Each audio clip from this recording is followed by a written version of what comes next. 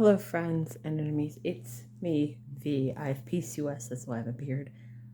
As you can probably tell, I just got out of the shower and I had a shower thought. Mostly about trolls, and the whole reason why I've been thinking about trolls lately was Quentin Tarantino things back a bit. How did I think about trolls? I'm glad you asked. Now, there have been a few bad neighbors or bad people, and they have done some really shitty things. There was a tattoo artist who was charging close to $3,000. And that wasn't including the tattoo. What she was doing is lucid tattooing in Ontario, Canada. I have to say that right now. Was doing a consultation for people where she would charge $180 for just a consultation. Then there was a $500 fee, an $1,800 fee, or the deluxe. There were three different options where you had to pick. And the gist is you pick one and then you can make miniature minor things. And when one of the people called her out on it, she said, well, this is what we do. This is what I do for my stuff and my work and blah, blah, blah. And then she charged people, one woman, she said, okay, it'll be $1,700. And the woman said, okay, got in. Then she's like, it's $1,900. $1,900. And you had her come in at 9 and you didn't start till 1. And then you did 3 hours of work and said, I have to go get my kids from school. And then you wanted to have a second day. And she was like, no, I'm not paying you because you already have money from the $1,200, the $180 fee, all of this. And it wasn't included in with the tattoos. And people were outraged, rightfully so. Unfortunately, they were targeting people who didn't have anything to do with it. There was one that I'm gonna put in.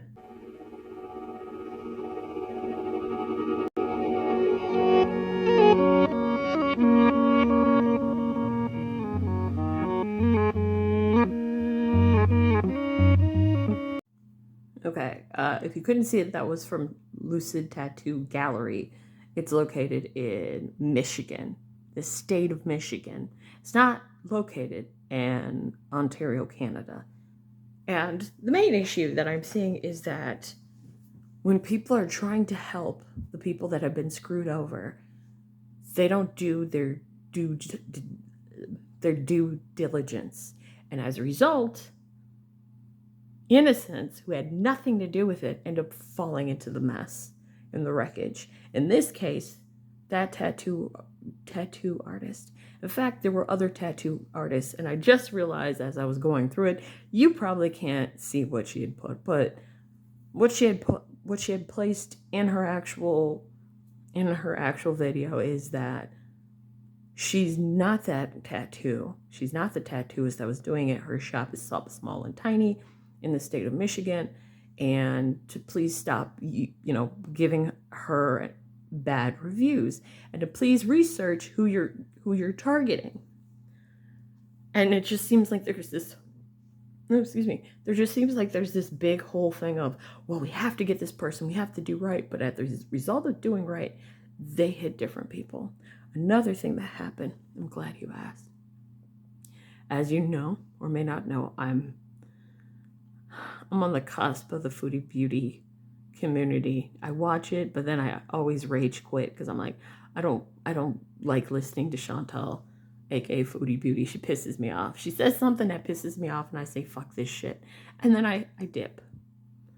But people found out where she lived, and since they don't like her, they left bad reviews and trolling comments.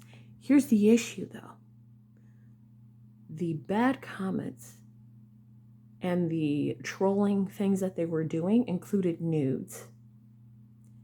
And normally I would be like, ha ha ha, okay, whatever, if it was too. And even then it's kind of fucked up. But no. They left nudes on a business account. The company that owns not the hotel, but the apartment that she's living in. They went and bombed it with bad reviews, photos that are inappropriate, and all this stuff. That is hurting an actual business. That is when I say, hey, don't do that. Why are you doing that? Just because you don't like this one person doesn't mean that you should screw over everyone. It reminds me, oh, I have a great example. Netflix, for those who don't know, Netflix person. I was one since 2007, and then I ended up leaving because I didn't have money. Anyway, that's besides the point. Netflix. I had Netflix, and I can't remember what year it was, but there was an Amy Schumer special. Now, I can't stand her. Every time I see her, I go, whose joke did she steal now? I don't like her. Do you know how many motherfuckers saw that she was having a special on Netflix and they bombed the fuck out of her reviews? They said, this is terrible. It's horrible. Oh my God, she can't tell a joke. She's shitty, this, that, and the other. Because at that time, you could do ratings from 1 to 5 because so many people ragged on her comedy special. Do you know what Netflix did? They got rid of the fucking stars.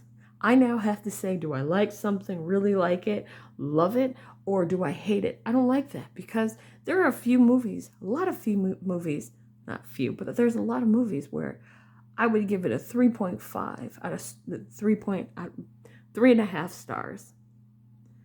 And I can't do that anymore. So now I have to sit there and go, do I like it or do I hate it? And I don't like that. I don't fucking like that shit at all.